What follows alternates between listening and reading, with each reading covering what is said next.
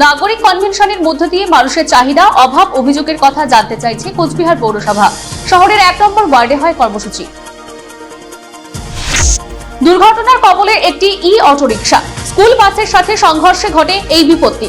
মাথাভাঙার এই ঘটনায় আহত হয়েছেন এক মহিলা। সংগ্রামী যৌথ মঞ্চ ও অন্যান্য সংগঠনগুলির আহ্বানে শিক্ষক, শিক্ষাকর্মী ও কর্মচারীদের ধর্মঘট সংঘটিত হয় কোচবিহারে। এর মিশ্র প্রভাব পড়েছে অফিস পাড়ায়। দেশের প্রধানমন্ত্রী জনসভায় যোগ দিতে কোচবিহার থেকে স্পেশাল ট্রেনে রওনা দিল গেরুয়া শিবিরের কর্মী সমর্থকেরা। মাথাভাঙা শহরে জলের পাইপের জন্য রাস্তার উপর মাটি খোঁড়া হলে তার মেরামত করা হয়নি, ফলে জল কাদায় একসা এলাকা। এরই প্রতিবাদে স্থানীয়রা মিলে আন্দোলনে সামিল হয়। রান্নার গ্যাসের সংকটে এবার হোটেল রেস্তোরাঁয় খাবার তৈরিতে কাটছাঁট, ফলে কোচবিহারের ব্যবসায়ীরা ক্ষতির মুখে। বিনামূল্যে চক্ষু পরীক্ষা শিবিরের আয়োজন কোচবিহারে। নারায়ণী ব্যাটালিয়নের উদ্যোগে হয় এই কর্মসূচি।